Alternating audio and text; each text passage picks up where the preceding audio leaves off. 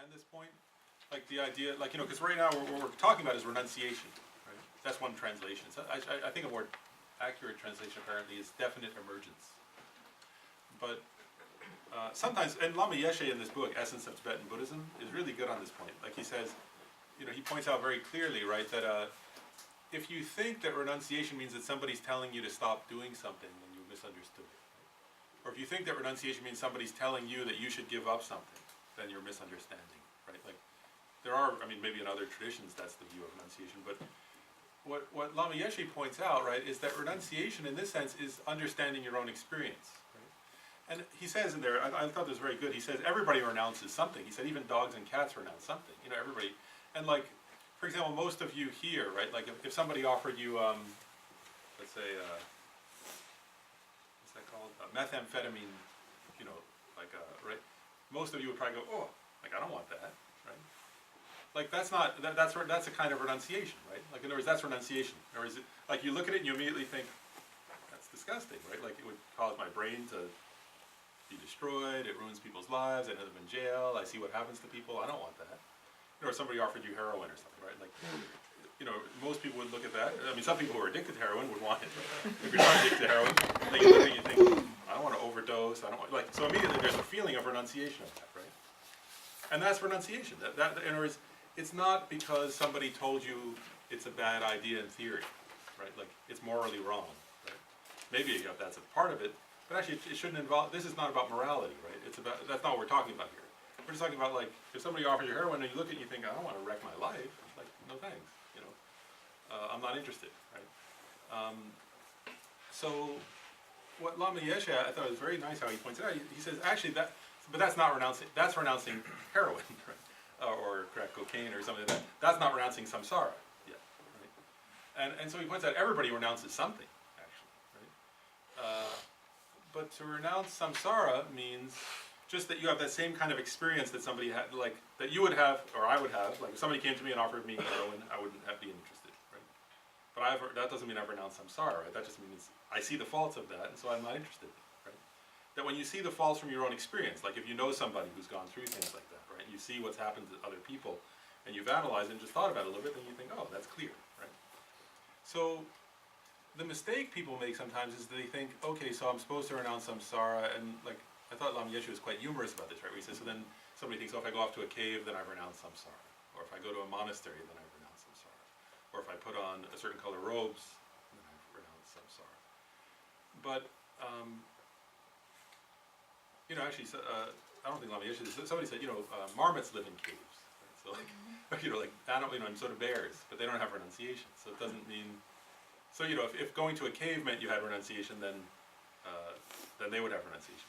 And if living in a monastery meant you have renunciation, then the dogs that live around the monastery would have realized renunciation. A lot of monasteries have dogs around them. Some people said that, somebody said that sometimes the dogs are reincarnated monks who didn't keep their vows. So, but being at a monastery doesn't mean that you have renunciation, right? Otherwise, the dogs would have renunciation too. They don't seem to have it. So there's not something external, right? Like, whereas renunciation means, just like with the heroin, right? Like the example, that you've seen the faults of something, and so you don't want it. So you don't want it, right? So it's not like somebody told you you're supposed to do that, right? It's just you see the faults, and so you're like, that's not interesting to me, And so how do you see, so, okay, I'll ask you. So then, if you're renouncing, we should go into that now. So what does it mean to renounce samsara, right? Because samsara, so what's samsara, right? Because you could say, okay, I renounce drugs. Well, we know what that is, right? If you say I renounce, I don't need an SUV. Well, we know what that means, right? Okay, I know what an SUV is, and I say I don't want that. I'm just giving an example, right? Or if but what does it mean to renounce samsara? Like, what is samsara? Because you have to see the idea is you have to experientially see something that's faulty about it, right? You have to see it from your own analysis and experience, and looking at your own experience, looking at other people's experience. Just like with the drug example, right? Then you come to a point you say, I don't want that. Right? But so if you don't know what samsara is, then how do you analyze? Is it worth having or not? So actually, what does it mean? Does anybody have a theory? What's samsara? Like, is samsara America? Can't be, right? Because the idea of samsara came before America was founded, so it can't be America. You know, the Buddha had been a king, and then he renounced it. So is samsara being a king? Or do only kings have samsara? I think this is the root afflictions. The root afflictions. Yeah. So people hear that? She said the root afflictions. What do people think? Is that a good definition? Maybe not. I think I'm just asking people. Like I just want people to think. Like, what is samsara, right? Is it like a state of mind, like always being in this state of mind, like wanting, desire, craving? Right, which is similar to what she said. That would be one of the afflictions, right? Craving. That's one of the root. I mean, desire is one of the root afflictions. So it'd be like that'd be one way. But I'll challenge that one for a moment, right? Actually, I'll challenge both of those though a little bit, because those are good definitions of samsara in part. But according to Buddhism, they sometimes talk about three realms: the desire realm, the form realm, and the formless realm. So in the desire realm, which is what we're in, people are always following desire, they say. And the only time usually they say the only time you're not following desire is if you're caught up in anger, for example. You're so angry that you don't have time to be in desire because you're too mad at somebody else. Otherwise, you're always wanting something. That's not literally true, not always, but it's kind of like that in the desire realm. So we're a desire realm beings. But then according to Buddhism, if you get very, very good at meditation, and you get to the 9th level of calm abiding, 9th level of concentration, and eventually you achieve calm abiding, then there are like 4 levels of the form realm that are subtle realms of meditative absorption, and then there are even more exalted, or more subtle rather, realms called the 4 formless realms, that are like meditation on absolute nothingness, things like that, meditation on space. So I'm just asking, so we think about it, right? Like, if you're in the realm of absolute, like if you're meditating on an absolute nothingness, there's not any desire at that time, right? Because you've transcended the desire realm. But according to Buddhism, you're definitely still in samsara. So it's just that we have to contemplate. What does that mean then? Right? Like, so on one hand, yes, there's the delusions, right? The root delusions and desire and all those are definitely part of the process of samsara. There's no doubt. But if you're in the realm of, like, if somebody can, actually Buddhists and Hindus both achieve that sometimes. And actually, many times people think they're enlightened. Somebody can, because they say compared to our realm, if you can achieve that level of concentration, it's unbelievable. Like, you can't compare how pleasurable it is to the highest pleasure of the desire realm.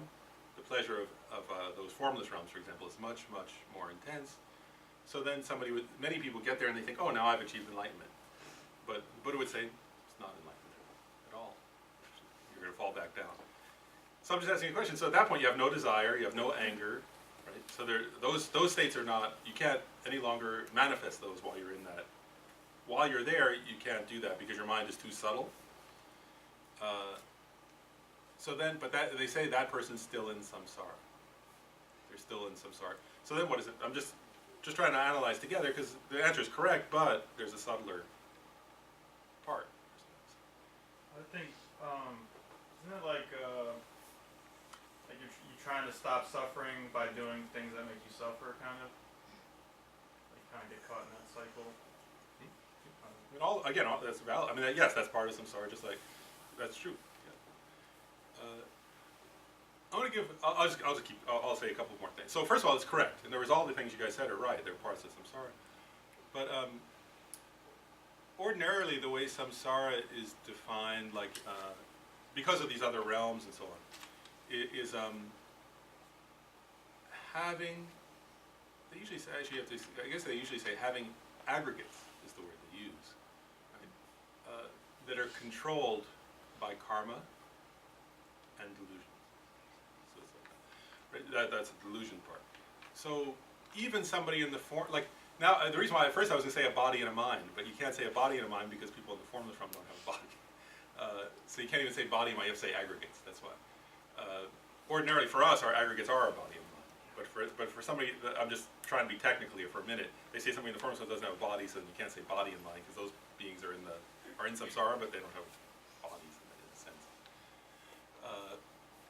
but so the idea is this, is you have, that you have a body, so that, actually in this sense, it's interesting. So what's samsara? It's your body and mind, right? It's my body and mind, or samsara. You know, like, so samsara is, and it's the fact that sorry to say it, it's not intrinsic to having a mind, right? But it's having a body and a mind that are controlled by karma and delusions.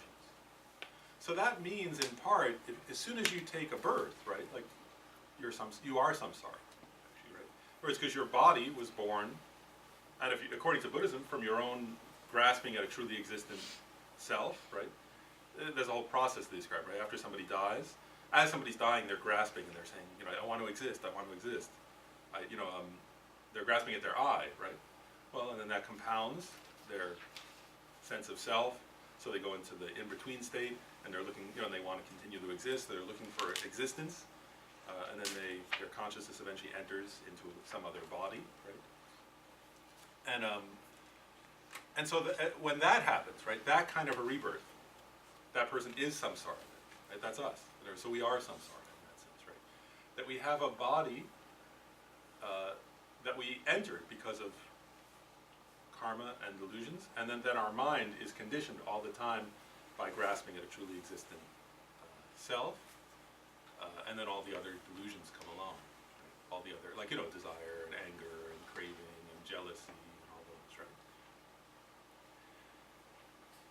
So this is so I want to say, actually I'll say one more thing about that then, because actually this relates, and now I'm going to relate it back to suffering, the contemplation on suffering that we talked about last time, because this is the nature of samsara. Samsara has a nature of suffering, right?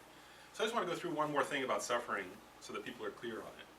Because, and you know, there are different lists of suffering, and I covered last time some of that, but I want to go through just a simple list, which is the 3 kinds of suffering. And this appears in all of these texts on the stages of the path. So the 3 kinds of suffering, and this was taught by the Buddha himself. The first type of suffering is the suffering of suffering. That we don't have to go into a lot of detail about. We talked about it last time, right? That's like obvious suffering.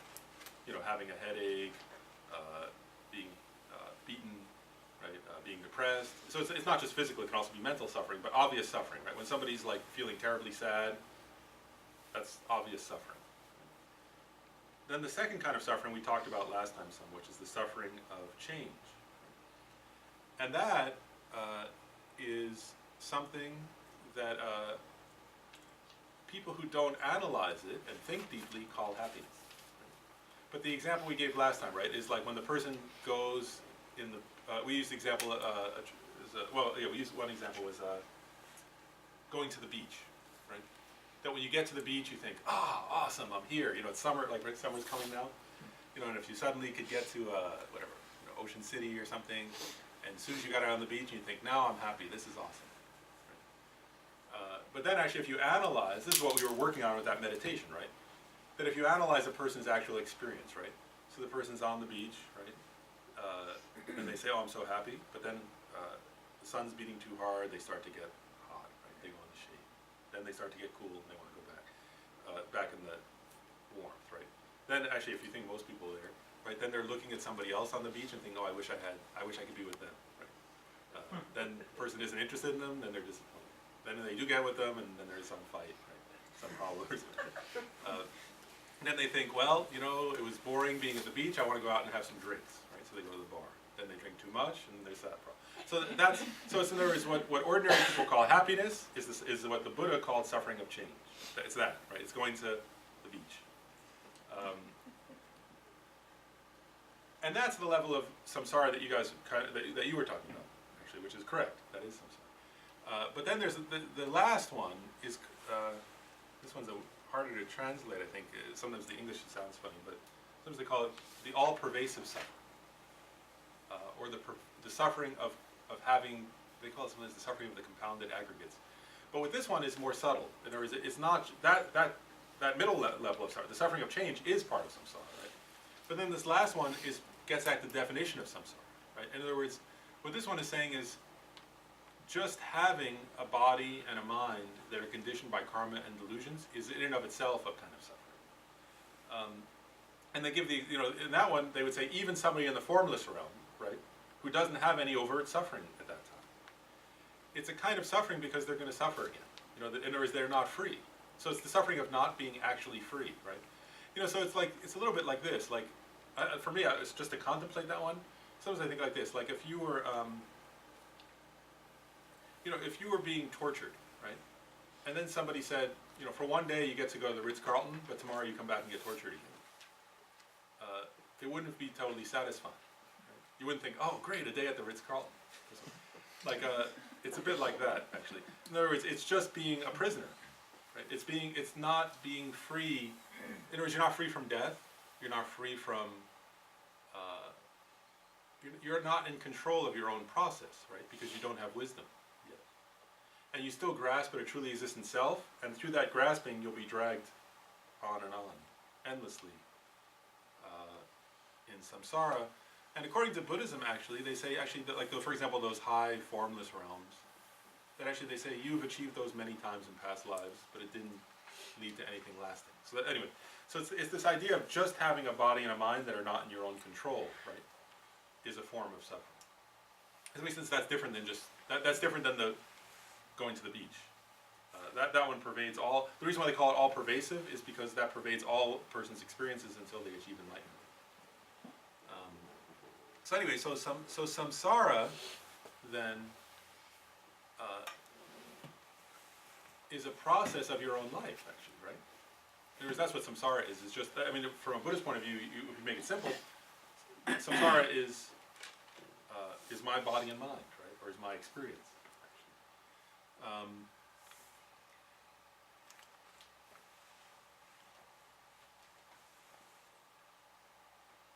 So let's see. Yeah, okay.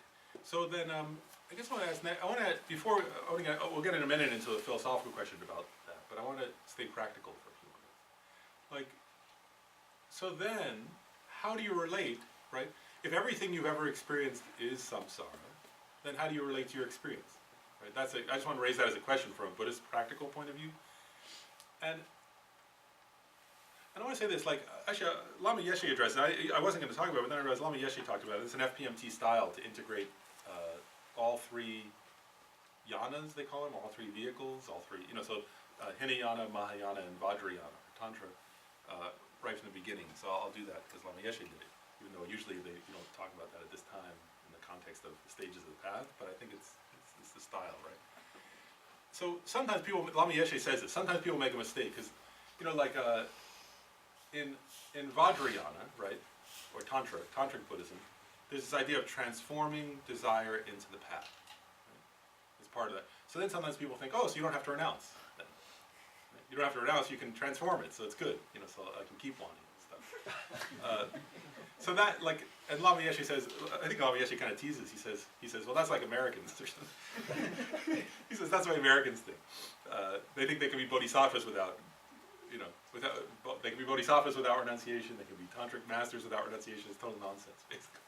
I think he was teasing a little bit because he was in California. But in other words, that, you know, if a person thinks that, it means they haven't yet understood samsara, right? Like they haven't understood what samsara is, right? Because in other words, so I guess what Lama Yeshe is getting at there, right, is this: is that any form of Buddhism entails renunciation. But renunciation, again, you know, it's this misunderstanding of then thinking renunciation means running away from something, right, or going somewhere. And what we're actually talking about is how it is renouncing samsara, right? And samsara is a process of, right, living with a body and a mind controlled by karma and delusions, and following deluded thinking and thoughts and feelings, right? And living out by acting out on those. Right? So if you do that, you only suffer, right? And the purpose of Buddhism is to be happy. So it doesn't make sense to follow those, right? So there is no form of Buddhism that says follow the delusions, right? And if you think there is, then that's a mistake, right? So the idea is then, though, is how do you renounce, right? How do you practice that? How do you relate to your life, right? Because you're still living your life, right? And so actually, like one thing I just wanted to say about this idea of these three vehicles or three yanas is actually we all have to practice all of them. And I mean, actually, that's not true. Somebody who wants to practice Mahayana has to also practice the lesser vehicle. Somebody who wants to practice Vajrayana has to practice Mahayana. And there is, So, but somebody who only wants to practice the lower vehicle doesn't have to practice the higher ones. That would be incorrect. But if you want to practice the higher vehicles, you have to also practice the lower ones. And so I just want to give a practical example, though, or a practical way of thinking about it for oneself, right? Because these are just methods, right? Vehicle just means a method for your mind, right? A method for your mind to relate to your life so that you can turn your life into Dharma practice. Does that make sense? So you can make, and what does Dharma practice mean? It means making yourself happy, right? And not miserable. So it's not some like religious thing in this sense either, right? It's like, how do you make yourself happy and not miserable? So the idea here, I want to give like a simple example, right? So let's say donuts, right? Those are donut holes. Like, let's say donut holes, right?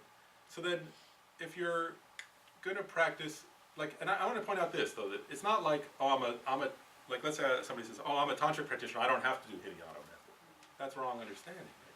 It's for yourself, actually, you have to analyze for yourself. So, okay, so donuts, right? So then, let's say you recognize I have a compulsive thing about sugar, right? Like if I get around sugar, I eat too much of it, right? And I can't really stop that. I lose my awareness, right?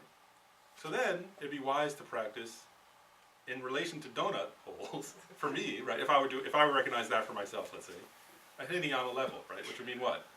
Stay away from them, right? In other words, that would be a Hinayana way of relating to donut holes, right? Is to say, you know what? I give rise to too much desire. It causes me suffering. The whole process causes me suffering, like we analyzed, right? I want them. I think I shouldn't have them. That's a process of suffering. Then I have to get to the store. Then I wait in line. That's a process of suffering. Then I eat too many. Then I feel a little sick. That's a process of suffering. Then I gain weight. That's a process of suffering. The whole thing is suffering. This is like a Hinayana analysis. Actually, that's useful, and one should do it, right?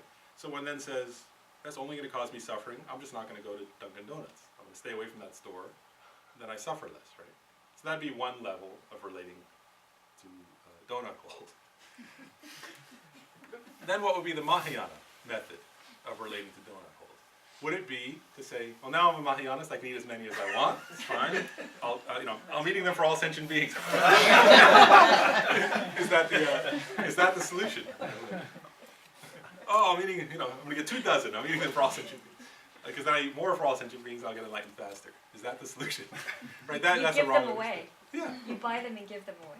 Yeah, that would be a version of that, right? Yeah, so that'd be an example, right? So in other words, because one of the practices of a bodhisattva is generosity, right? The first perfection. So if a person says, well, I have to complete my practice of generosity, I want to do the bodhisattva training, I think there's somebody who would enjoy donut holes, I'm going to go buy some and give them to somebody, right? So that'd be a Mahayana way of relating to donut holes. And then, if somebody's, let's say a person feels capable, right? Because this is you have to assess for yourself. If you lie to yourself and you think, oh, I'm capable of the tantric donut hole method, when I'm really at a Hinayana level, actually Matt posted a thing like that on Facebook where it said, you end up fat, you end up overweight, unhealthy, miserable, and not happy. There was some quote from Lama Yeshe, I can't remember the exact quote, but anyway, you get the idea, right? So the idea here is that what would be a tantric method of relating to donut holes, actually? So I'll say, like it would be another one, right? Like the generosity would be Mahayana, right? But the tantric method, because these are all in your mind. Actually, I want to point out one more thing. The Mahayana one is not just giving away the donut holes, right? It's relating to them with a spirit of generosity. It's a mental state. That's, I guess, what I want to differentiate there. If I buy donut holes and give them away and say, oh, I'm practicing Mahayana, that's not actually Mahayana, right? That's because let's say somebody told me I should do that and then I do it because somebody told me to.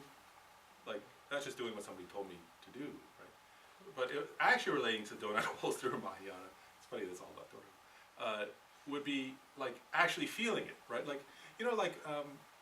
I'll give an example. Like, just in other words, it's relating to it through love, actually, right? And you know what I mean there? You get the difference, right? It's not like prescriptively giving away something, but it's relating to that thing with a spirit of love for others. Right? Does that make sense, the difference there? So it's a state of mind. That has to be very clear. Then for a Vajrayana way of relating to donut holes, right, what the person might do is that they would so if the person, again, the person has to be ready for that, right? If they know they're going to have the compulsive desire, then it's not going to work, right?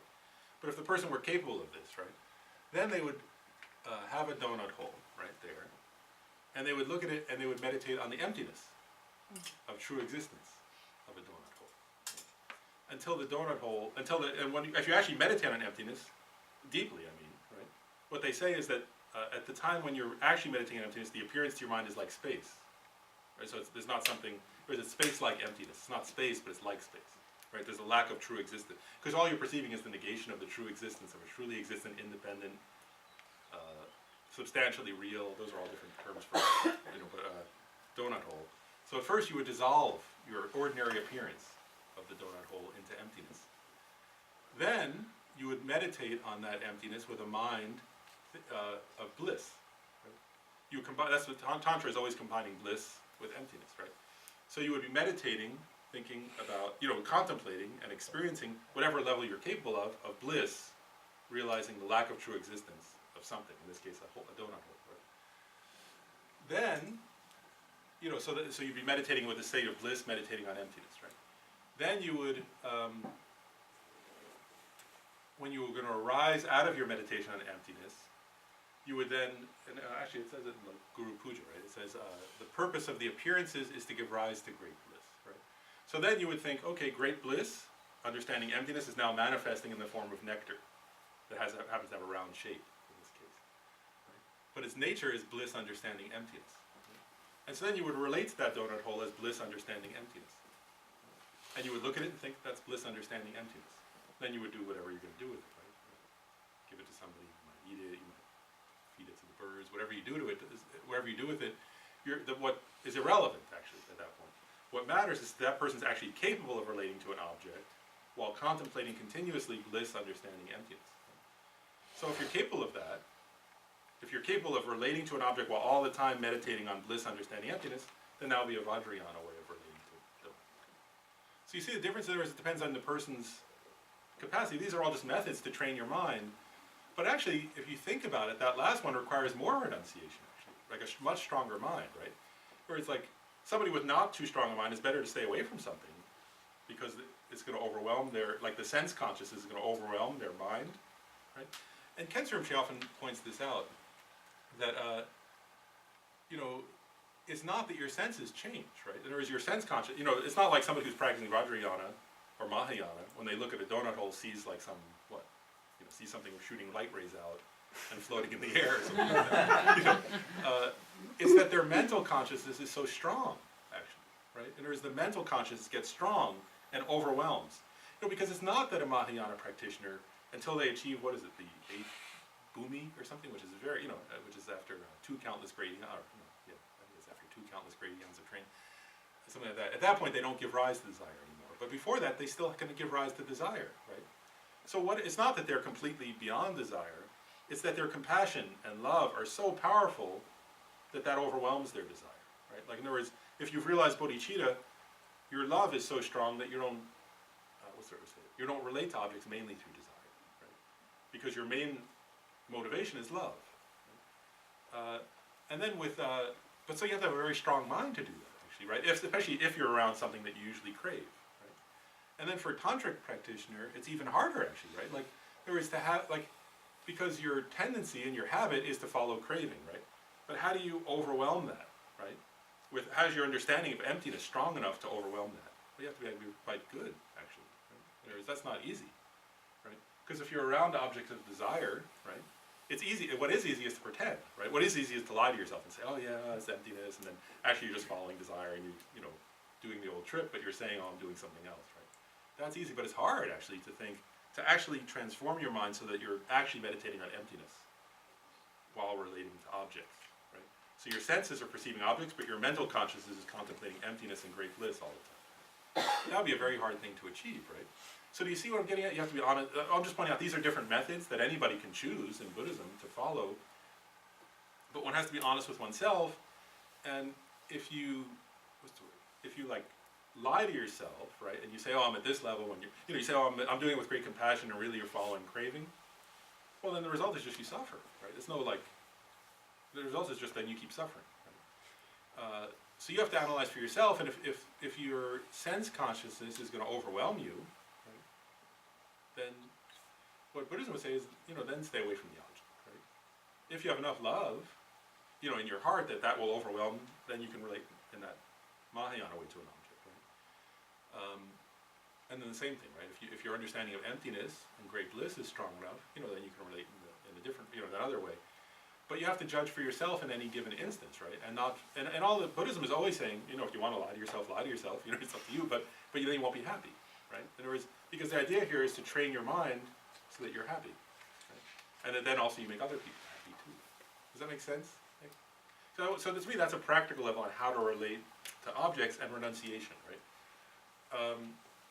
So then go back to what Lama Yeshe said. Is renunciation going off to a cave? Well, it depends on the person, right? Like, if the person's motivation is, I want to achieve calm abiding meditation to achieve a realization of emptiness, to become enlightened, and they go off to a cave like that, well then yeah, sure, If they're going off to a cave to avoid something, because there's, and they actually want people to look at them and think, oh, you're some great yogi, then no, it's not renunciation, right? Like, so it just depends on the person's motivation. And for yourself in daily life, right, then you can relate that way, right? You can judge for yourself, well, how do I want to relate to objects? How do I relate to things around me? And does this make sense? That then you have to use your own wisdom, and that there is no other way, right? Like, it's actually disappointing sometimes, I think, that there's not there's not just a prescription, like, oh, just do this and then you'll get enlightened. Just do this and then you'll be happy, right? Does that make sense? Like, so you have to judge for yourself. And the last thing I'll say about this subject, and then we'll go on to that more, to think about a little bit of philosophical reflection. But the one more thing I wanted to say is, how do you develop that wisdom, right? The only way to develop that wisdom is the first meditation we did, and things like it. In other words, is to analyze your own experience and to watch what's happening for me, right? How am I relating? What's going on for me? What's my process? As I'm doing this or that in my life, and then you make mistakes and you learn, right? But if you don't analyze your own experience, then you never learn, and then you keep making the same mistake endlessly, right? So you have to actually analyze, like, okay, when I relate to,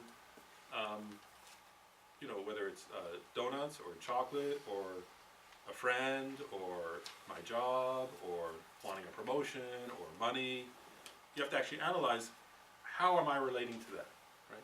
Am I relating to that in a way that's realistic and making me happier? Am I relating to that in a way that's grounded in love or grounded in wisdom? Or am I relating to that in a way that's causing me suffering? And if it's causing you suffering, then you have to change, right?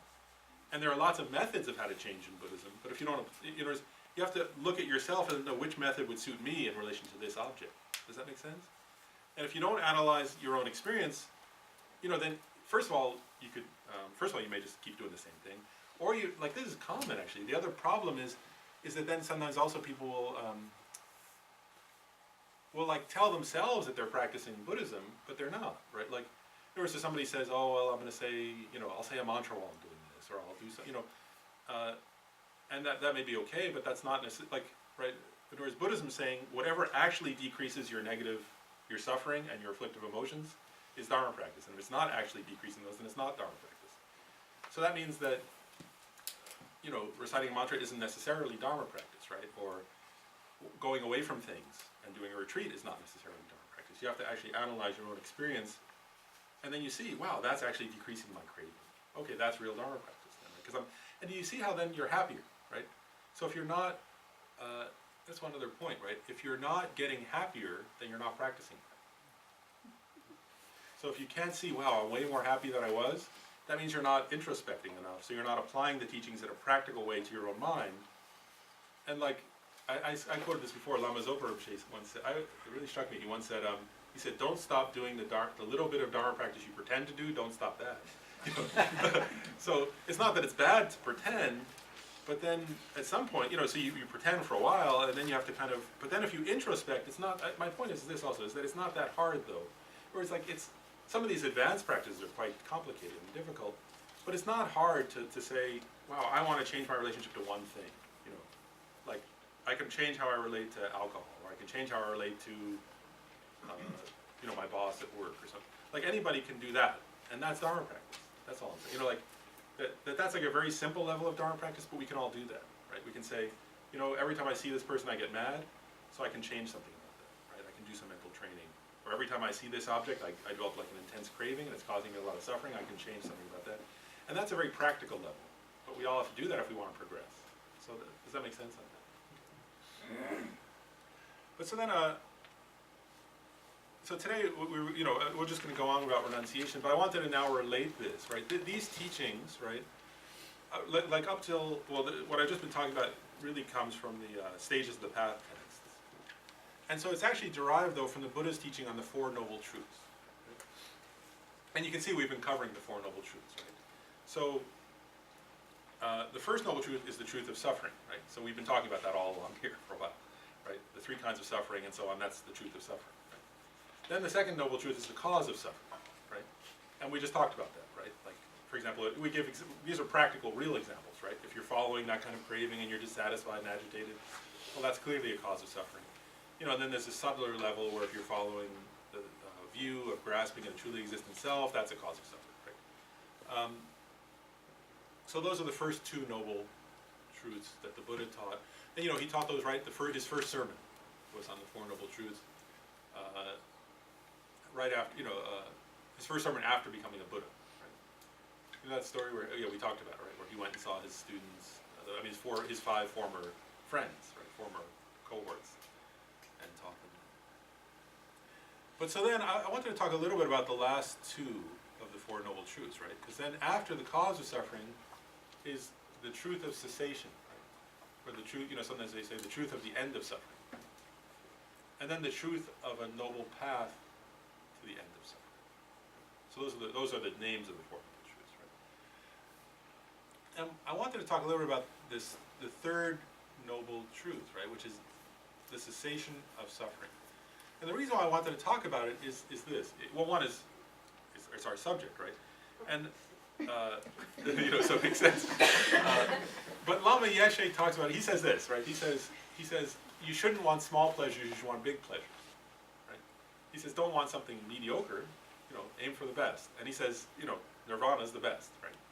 Or maybe Buddhahood is the best, whatever. But so this idea, right, that it's possible to achieve, right, which is very fundamental to Buddhism, right? Because even the term Buddha implies this, right? That it's possible to achieve a state beyond suffering. And so what I wanted to raise today is this, is like, do people actually view that as true, right? Like,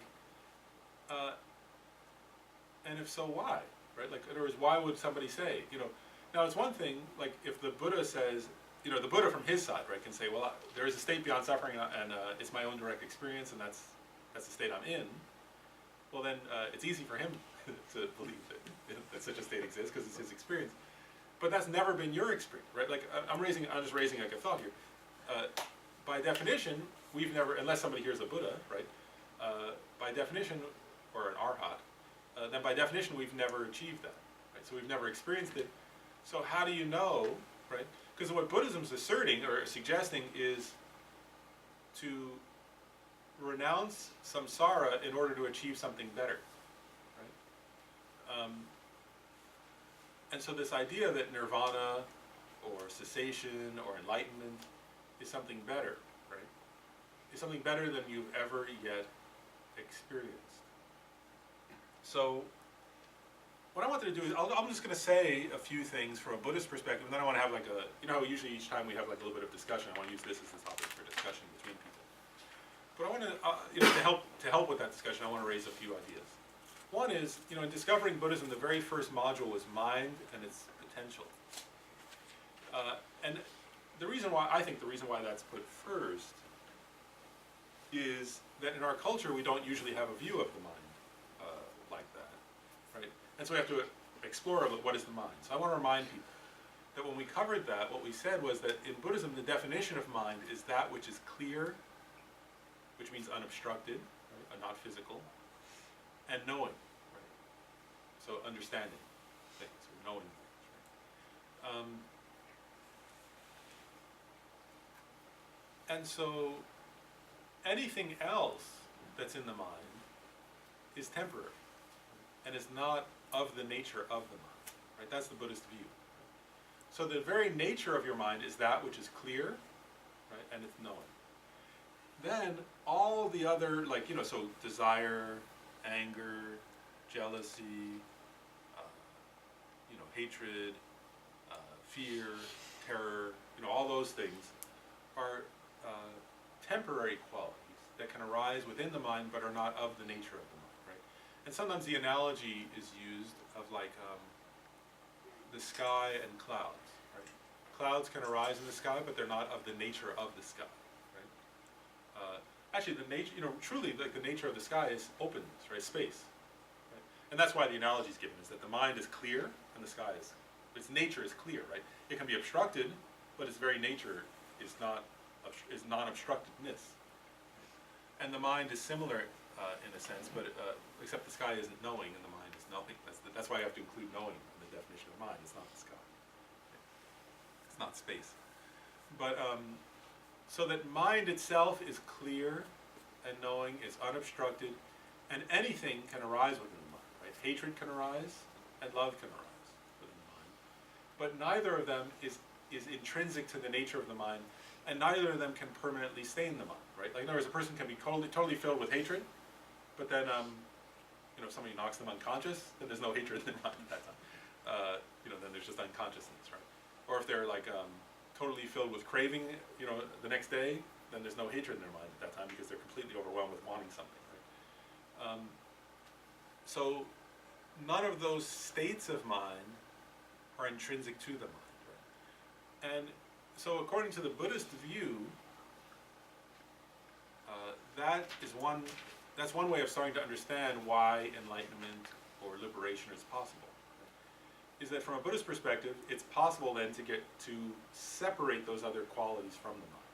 Right?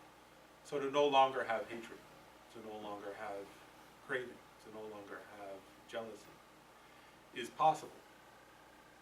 And then what Buddhism says, actually, I thought that one thing I'll share that I thought was quite, for me, was interesting when I studied this, that they say that when you develop on the path, like, and this is, I guess, particularly a teaching was from the Abhisamaya Alamkara, so it's a teaching of the Mahayana perspective.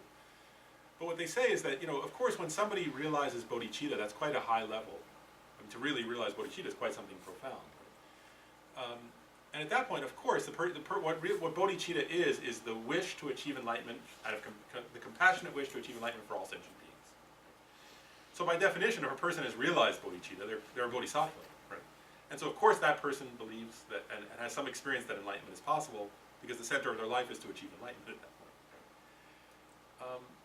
But the teaching actually says, at that point though, the person actually doesn't know, the person still doesn't know experientially that enlightenment is possible. They've just reasoned to that.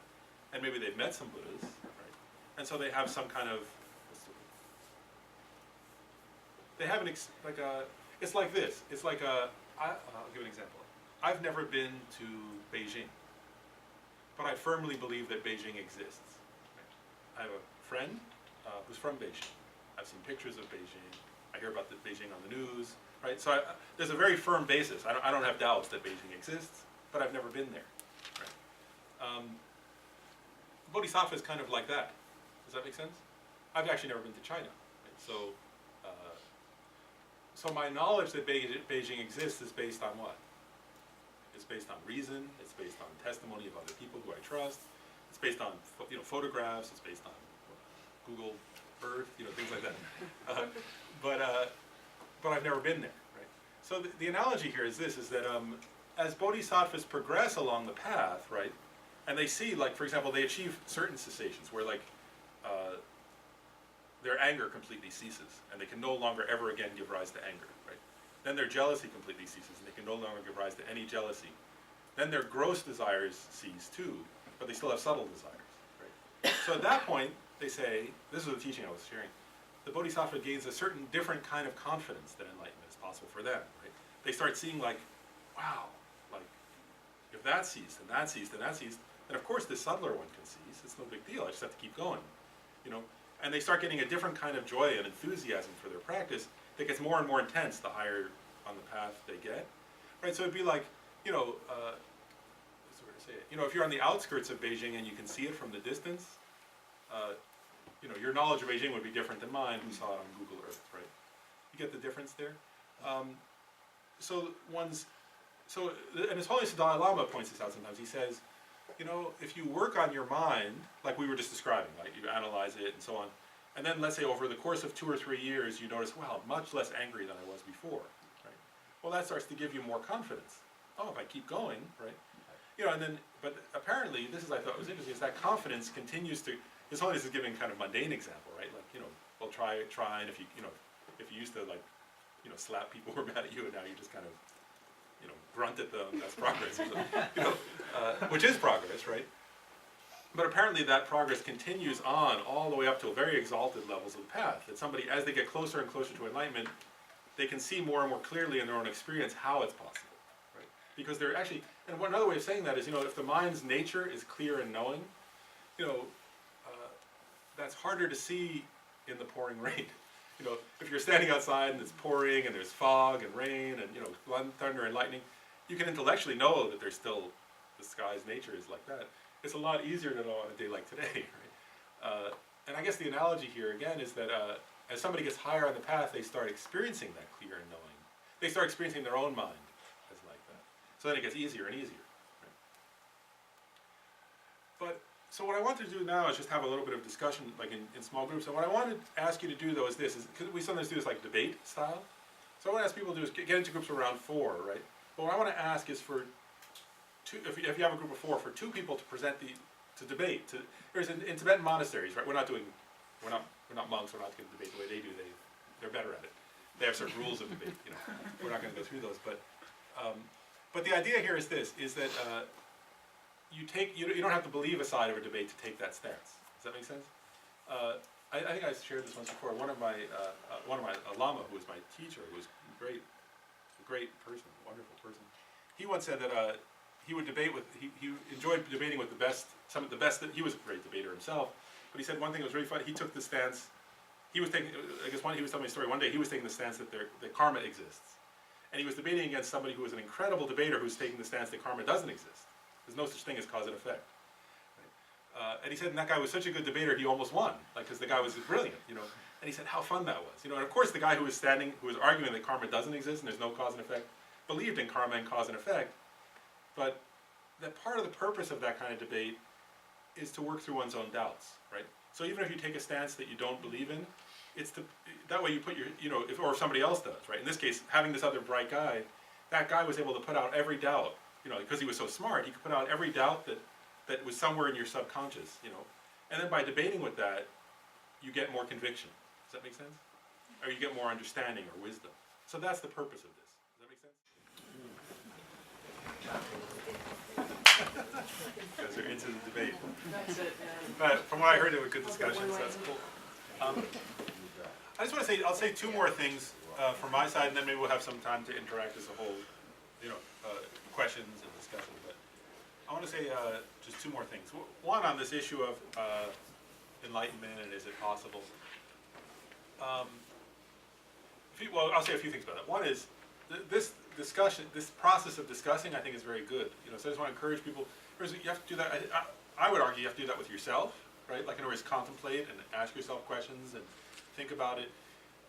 And then also with friends. Like that's, to me, that's the purpose of like spiritual friendships, right? Is to have people to talk to about that and say, and debate. You know, and even and my experience has been many times that, you know, a lot of times it's very helpful not to have an answer. You know, like to reach a point where you go, I don't know, like this one, and I can't figure out how to, you know, and sometimes like with a friend, like I've had that experience where I'm like, we'll be having some discussion, and I'll be like, wow, you presented a really good thing, and I'm not sure if and by contemplating that, it gives me a new insight, you know, it's like maybe a week later, I finally go, oh wow, this is the answer to that.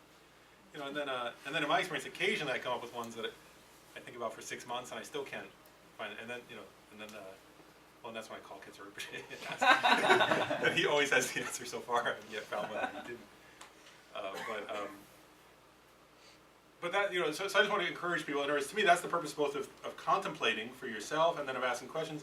And I would argue, if you're not coming up against questions that you can't quickly figure out the answer to, then you're not contemplating deeply enough, right? Because these are not easy points, right? Like these are things that should be hard. You know, and if you just say, oh yeah, enlightenment's possible, oh yeah, I can become a Buddha, oh yeah, you know, like, oh yeah, this is, like, you know, and yeah, Buddhahood's cool, or, you know, whatever, I don't know, like, whereas like the nature of Buddhahood is unbelievably subtle, like, you know, things like that. So if you're not coming up against things going, what in the world does that mean? Like, this one, like, Buddha never has any conceptual thoughts. Like, what does that mean? Like, if you say, oh yeah, that makes sense, then there's something wrong. Like, then it means you're not asking the question deeply enough. So I just want to encourage people that, to me, that like the process of Buddhism, right, isn't like, what's the way to say it? Or is it that asking those questions and contemplating and not knowing and struggling with it is part of the process of learning something, right? And if you learn something useful, it's usually through that. Just the other day I was thinking, I felt so grateful at Kensei. A couple times I thought of examples where Kensei Rinpoche wouldn't answer a question, or almost like acted like, oh, I don't know, or something like that.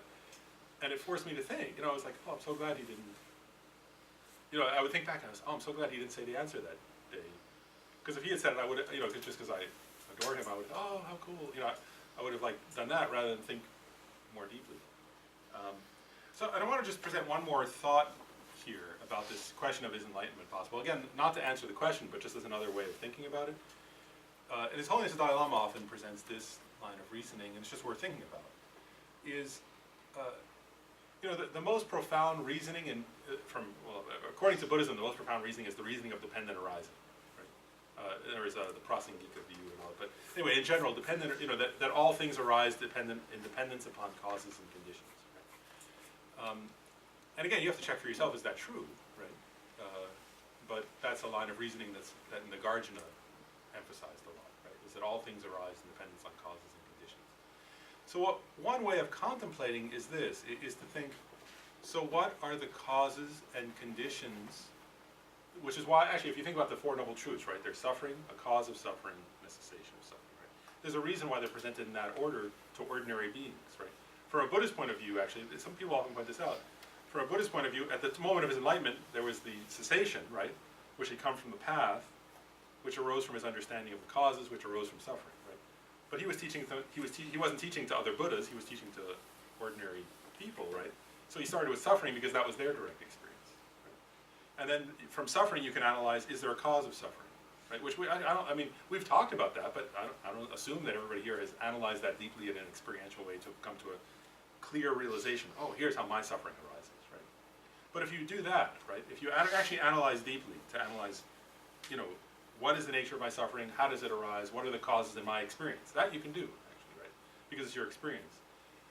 Then comes a logical discussion here about, which is what His Holiness often emphasizes, which is anything, in other words, if things arise depending on cause and conditions, is there a cause and condition to cause something to cease, or a given thing, right? So for example, this table, right, like I would assert this table can, I know this table can cease because I've made fires before. And they burn wood, right? And I can feel this table's made of wood. It looks like wood and also feels like wood. And so I would assert with a lot, I don't have to burn the table to know this table could cease to exist as a table. That's just one way, there are other ways too, right? A chipper or something like that. But like if I look at this table, I know, okay, this can cease existing as a table because I could burn it, right? Because I know there's a cause that could, what's the word, that's discordant to its continuing to exist as a table. Does that make sense? So that's one line of reasoning, is you actually analyze, you'd have to check for yourself, but is there something that can destroy desire? That's a question that you'd have to analyze, right? In other words, if desire were a cause of suffering, which you have to check, right, then is there something that can destroy desire? If grasping at a truly existent self is a cause of suffering, is there something that can destroy that? Right?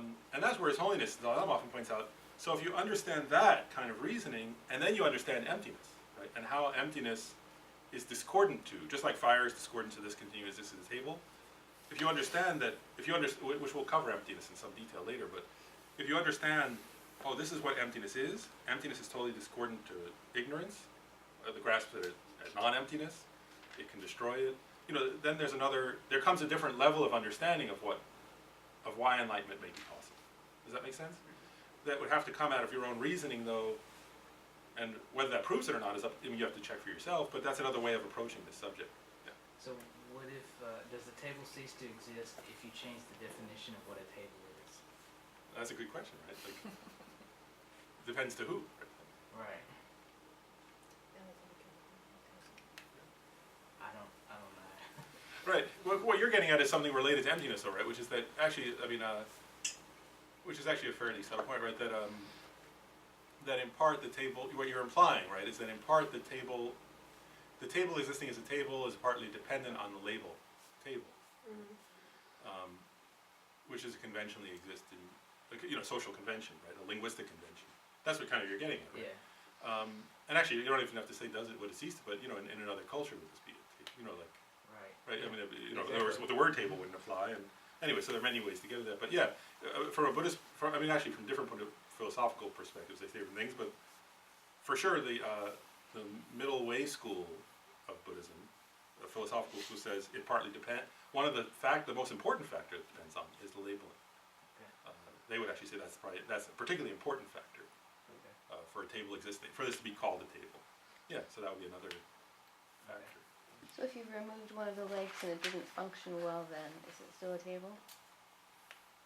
Right, and again, there comes a point where that's another analysis actually, where you actually analyze an emptiness. You actually analyze, does it exist on one leg, on another leg, whereas where does it exist? The problem you come to, it's not really a problem, but is that actually, that's one of the ways you eventually get to an understanding that which is actually different. There are two different things. One is I was saying, conventionally, right, this is a table. And conventionally it can stop being a table if I burn it, right? You guys are actually getting at a subtler, ultimate analysis, actually. You're implying that, which is, in what sense is this a table even now, as it exists, right? That's a different question, actually. And what you're hinting at, I think, is, like your question, I think, hints at this, is if you don't ask too many questions, then yes, it's a table, right? We can all, because something's sitting on it, right? And it has 4 legs, we can say it's a table. And if you don't ask questions, that's clear, right? If you start to engage in ultimate analysis of it, and in what sense does it exist as a table, then you can't find a table there, actually, right? Like that's what you apply. The table doesn't exist on one piece. This is, what's that called? The kind of wood that's, has layers? Laminate, so it has layers. And, so does one of the, is one of those layers of wood in the top of it the table? Obviously not. You start to get into an analysis like that, and then you realize you can't find a table there, ultimately. But conventionally, it depends on the parts and labeling. There's a social convention that's valid to say it's a table. Does that make sense? Mm-hmm. So you guys got into a different point, which is about emptiness. But that's right. And okay, and one last thing, I just want to mention this point because so I can feel from my side like because next time we'll get into bodhicitta, so I want to just mention one more thing about renunciation, which is this. And I'm going to present in accordance. I'm going back to the way it's taught in the Lam Rim or the stages of the path, just to say something brief about it. I just want to make one last point about it, which is the method, right? So, in other words, if a person, because actually the renunciation, right, if you think of it from the point of view of those yanas, is the lesser vehicle, right? In other words, that a person is striving for individual liberation at this point. You're not yet striving to enlighten all beings. Right? We're just talking about realizing how your own process of suffering exists, and then striving to achieve liberation from that. Now, one thing that's clear in Buddhism is you can't develop. Nobody can ever develop bodhicitta, wishing to enlighten all beings, if they haven't first developed the wish to achieve their own liberation. It's not possible. But then, if a person wants, let's say a person just develops the wish to achieve liberation, I just want to briefly mention, what's the method? How does the person do that? At least to mention it briefly. So they say that, in the, sometimes in the context of the Four Noble Truths, the Buddha taught the Noble Eightfold Path. And it's kind of the same, it's actually, these are the same thing in a way, but just presented in a different way. In the stages of the path tradition, they usually talk about it as the 3 higher trainings. And so those are, which overlaps with the other, but the way it's usually presented is in the stages of the path tradition is 3 higher trainings. So if a person wanted to achieve their own liberation, it's pretty simple actually. It's good that it's not like 50 things they have to do, right? They just have to do 3. The first one is ethics, right? Living an ethical life, right? So they have to be a moral, ethical person. And the reason for that is simple. Like, if you're not, actually, this is no esoteric thing, right?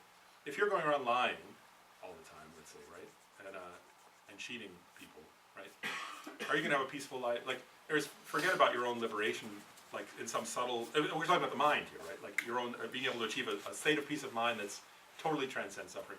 All the time you have to worry, right? Somebody's going to find out I lied, somebody's going to find out I cheated, your mind's going to be totally agitated. If you're not living an ethical life in this sense, you're going to always be worried that somebody's going to, if you kill somebody, you're worried the police are coming after you, you're not going to be able to meditate, right? So there's no, that's simple. So you have to live an ethical life so that you're not freaked out all the time and worried about stuff. And the reason for that is the second higher training is meditation. You have to develop deep meditation or calm abiding, deep concentration. Again, if you're not living an ethical life, it's impossible because you're too stressed out about all the stuff you're making problems for others with. People are always yelling at you because you're lying at them. You're not going to be able to meditate well. Right? So you have to live an ethical life. Then you have to develop concentration or calm abiding meditation, and then you have to use that calm abiding and combine it with insight into emptiness, right? into the ultimate nature of reality, which is the emptiness of true existence. And they say that then that's sufficient. In other words, if you just want to achieve your own liberation, those three practices are sufficient to lead to your liberation. And so it's actually emptiness, understanding the ultimate nature of reality, that's actually, from this point of view I was saying earlier about dependent arising and suffering, from a Buddhist perspective, that's the thing that's discordant with the continuation of suffering. So if you gain calm abiding, understanding emptiness, and then eventually you see emptiness directly in your meditation, that's discordant to the arising of afflictive emotions. So the more deeply you realize emptiness, the less you're able to give rise to negative emotions, which therefore your suffering decreases, and that becomes an increasing process until they stop. That's the view, so that they become. It actually serves as just like fire burns wood, emptiness destroys the afflictive emotions, is the view. But only if it's, in this sense, the intellectual idea is helpful. In other words, an intellectual idea of emptiness is helpful, but it's by combining it with this deep meditation that it actually gets rid of what's called the innate ignorance. In other words, so there's an intellectual ignorance, that an intellectual understanding of it. I'll just say that too. Like, there's an intellectual level of not understanding reality, that intellectually understanding something gets rid of that, right? But then there are innate, or more instinctual levels of misunderstanding, and those don't get solved by intellectual understanding alone, and that's the purpose of meditation, is to uproot those more instinctual or innate misconceptions that are habituated deeply and sort of, just habituated deeply. So that's the purpose of the meditation, is to uproot, or to, not just uproot, but to destroy, actually, those in your own mental continuum. So I just want to say, so that's the process in terms of,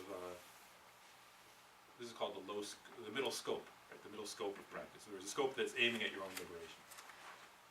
So we've covered a lot, so now I want to save enough time so if people have either comments or questions about what we've been talking about, you can raise them.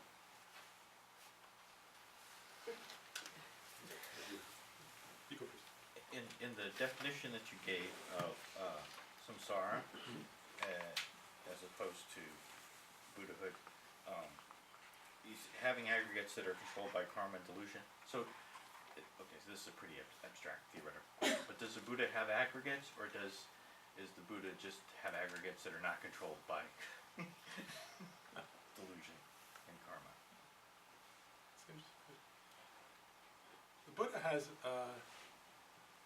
it's interesting. Well, first of all, they don't usually use the term aggregates, and it depends what perspective, they don't use that term, but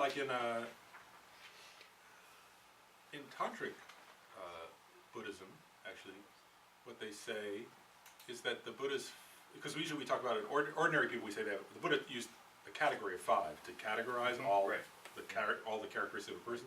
You could actually subdivide it further, but he used 5. So form, feelings, perception, and so on. So he used 5. So according to Tantric Buddhism, those 5 aggregates get transformed as one becomes a Buddha into 5 kinds of wisdom. So in a sense, you could say, I think a reasonable way to answer, to me, one way of answering that question would be to say that you would say that a Buddha doesn't have an ordinary 5 aggregates, but that they're all transformed into 5 aspects of wisdom. And one other thing I'll say about that too is they're not separate. It's not like those wisdoms are 5 separate things, but they're 5. It's almost like if you were going to say 5 qualities of light, like sunlight is warming, it's illuminating, it's like that, so they're qualities of a Buddha, but they say that the Buddha's 5 aggregates get transformed into the 5 kinds of wisdom. Actually, one more. Yes, Lauren. I've often stumbled and been a bit confused when it comes to the definition of Hinayana vice Theravada, because sometimes they're used interchangeably, and when one ponders or considers the notion of the Theravada Buddhists and the 10 paramis, they often include compassion. I mean, there are many things within the Theravada tradition that also embrace sort of Mahayana notions. So could you kind of explain that a little bit? Yeah, and did people hear the question? She was trying to differentiate between Hinayana, which is really a term, that we're using from a Mahayana perspective, actually, in this context, from the phrase, the label Theravada, and also asking about that they also teach, for example, compassion meditation. How does that relate? And so it's a good question and an interesting one, I think. And so I'll say a few things about that. Well, we also, first thing is we have to a little bit differentiate, there is, I want to start with this. I'm going to answer in a kind of broad way first, which is that, when we say Mahayana, right, like for example, so oftentimes we'll say, oh, Tibetan Buddhists are Mahayana, right? Just like Zen Buddhists, we say, oh, Zen Buddhism is Mahayana. But actually, in one sense that's true, right, in terms of a lineage, that they trace their lineage back to certain Mahayana teachers, like Nagarjuna and so on. But on a practical level, actually Mahayana really means the person, right? In other words, does a person have bodhicitta or not? Because if you haven't realized bodhicitta yourself, or if you're not, or at least if you haven't generated bodhicitta, which is different than realizing, right? Like in other words, if you say I'm doing this action to achieve enlightenment for benefit of all sentient beings, you really cultivate that, then in that moment you're doing a Mahayana practice because you're cultivating bodhicitta yourself. But if you're not cultivating bodhicitta and you haven't realized it, then you're not Mahayana at that time, even though you're a Tibetan Buddhist, let's say. And the same thing, somebody could be a practitioner from a Theravadan country who identifies themselves as, who identifies themselves as a Theravadan, but they could have realized bodhicitta and then they're a bodhisattva and they're Mahayana themselves, right? So they're maybe practicing, you could say in a Theravadan monastery or something, but they're a bodhisattva in a sense, right? So one is really the label, really ultimately it depends on the person's own state of realization or mind is one thing.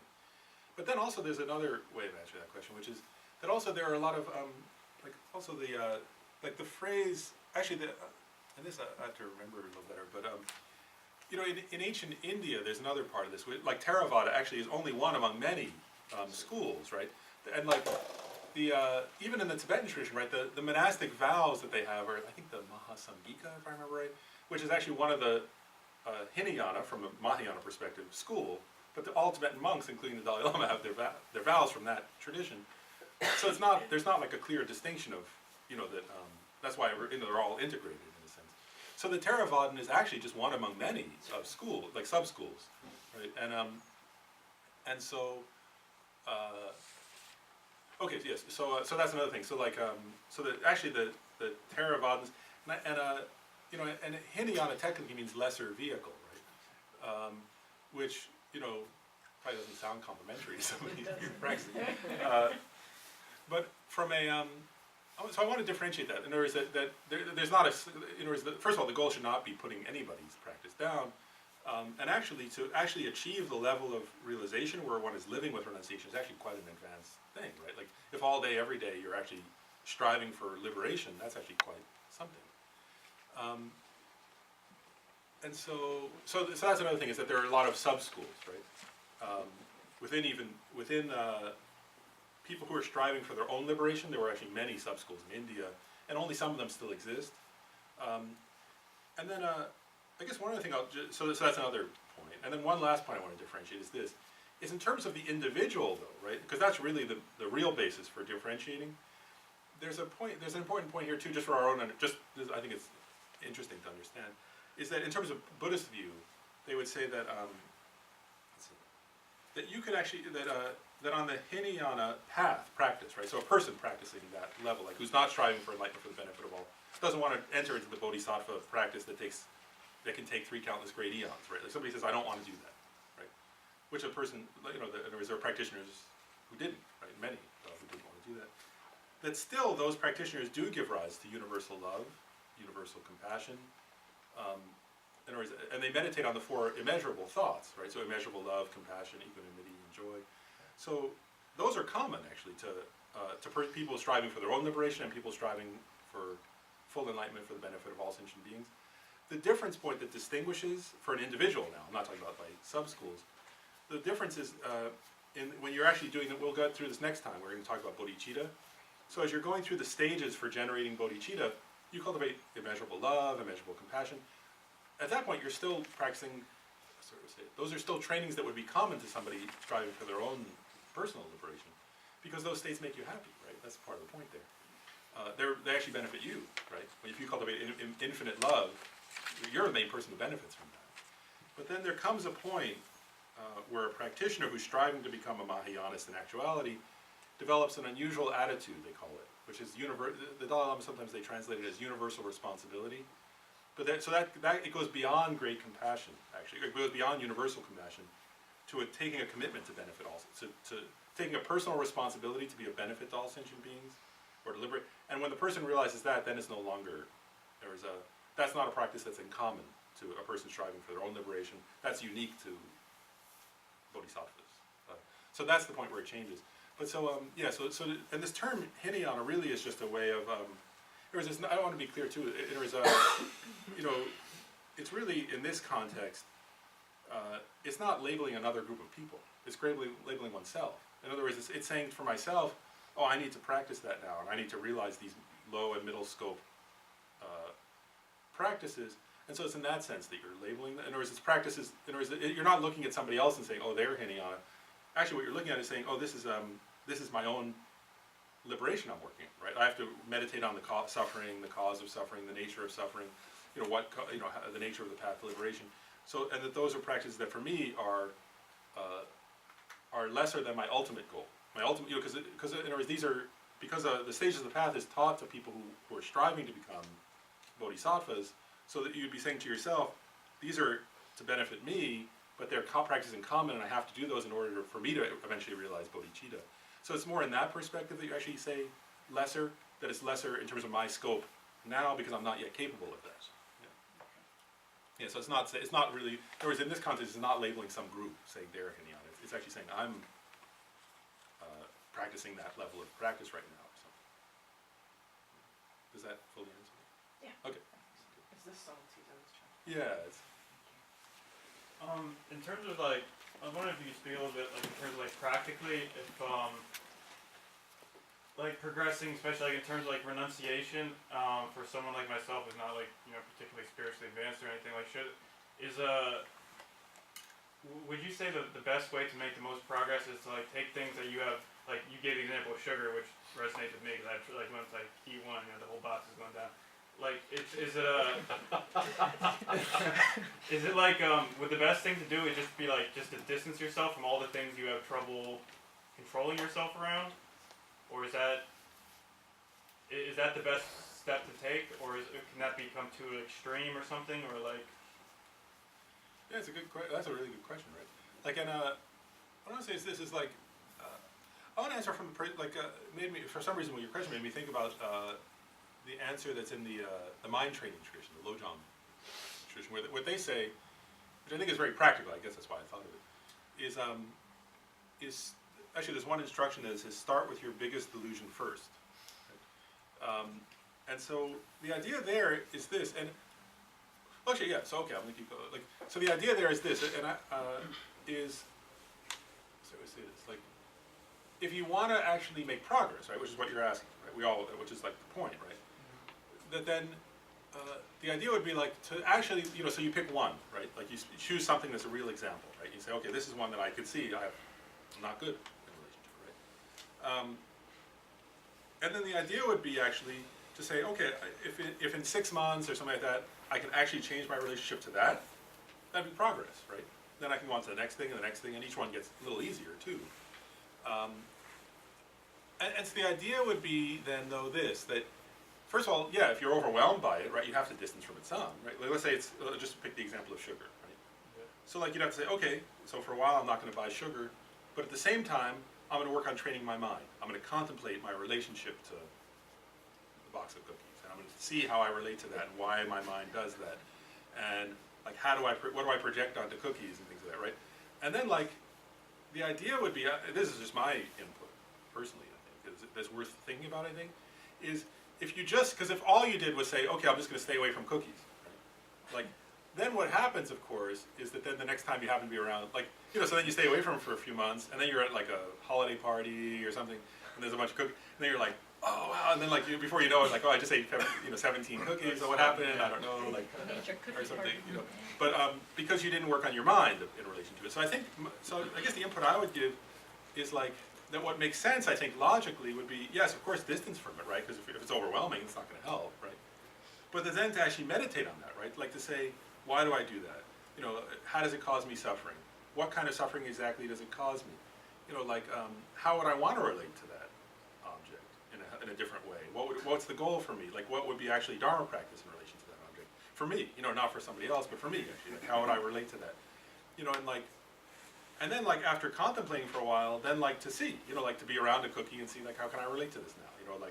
And you might even take a cookie and put it on the table and meditate on it, meditate on it or something. Use that as the object of meditation, and then whatever, and then decide how you want to relate to that one cookie or something. Go out and buy one at cookies, one of the stores, one of the stores that shows one cookie. But I'm just giving examples where you would actually change your relationship so that because there's a saying actually, Shantideva said, right? You can't meditate on patience without an enemy, right? You need somebody to be rude to you, or you can't meditate on patience. And so then if you're trying to if you're not meditating on patience, it doesn't help, right? It doesn't help to have an enemy then, it just makes you upset. But when you're trying to cultivate patience, you need somebody there who's being rude to you, who you can then say, okay, wow, now I can use all these meditations I've learned, from Shantideva, and how cool I have this person to help me, Just yesterday I was on the phone with a friend of mine, and he said, oh, this, he was going through a process with an enemy, somebody was giving him a hard time, and he said it gave him much stronger Dharma practice. And I said to him, oh, so who's more kind to you, your guru or that person? And he said, shut up. I thought that was a good response. So you think more in terms of actually to work with your mind then with something like that you have craving towards, analytical type meditation? Yeah, exactly. Okay. Yeah, so you could actually meditate on emptiness, meditate on the faults of desire, but actually use the I'll give you an example, go out and buy a cookie and say, okay, I'm not even going to eat this cookie. This cookie is just my meditation cookie that I'm going to use for 2 days and then throw it out, so whatever. But actually, I just think that'd be a bit more interesting, then I think it would be interesting, right? And to see if you can actually come, to me, that's a realistic goal, to say, okay, I'm going to meditate on cookies, right? And see if in 1 month I can change my, not to be perfect, I don't think anybody's going to achieve perfection in relation to cookies in a month, but to say, in 1 month, can I make meaningful progress, where my actual feeling towards cookies is different or something, I think that's possible, and after 3 months, maybe quite different, and I guess what I would argue is this, is if somebody does that, right, then their relationship to cake will change more easily, and ice cream, so that's why, and again, I'm not against avoiding it, I think that can be good too, right, but You have to do both. but you won't change your mind. The goal here is to change your mind, right? Yeah. And so to avoid it for a while is good. Maybe to break a habit or something. But then ultimately, what we want is to change our mental relationship to that, whatever that thing is, right?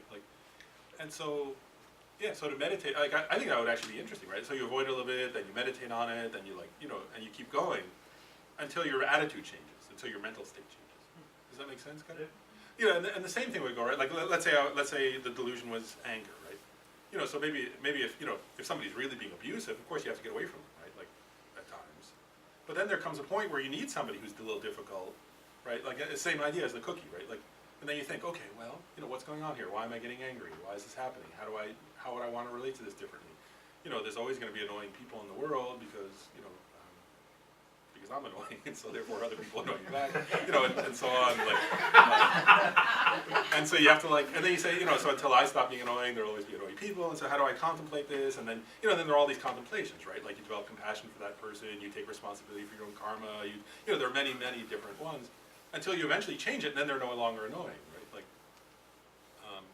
Because you're no longer annoying, I'm no, there's so I think it has to be like that. So I would just argue that it is good to avoid the thing at times, but then to slowly reintroduce it while meditating mainly, or only reintroduce it in the context of meditation. Right, because otherwise I know yourself, but otherwise I don't see how it would change. My worry, just for myself with those kind of things, is otherwise, I don't change my mind, and then when I'm re-exposed to the object, my mind goes back to its old habit.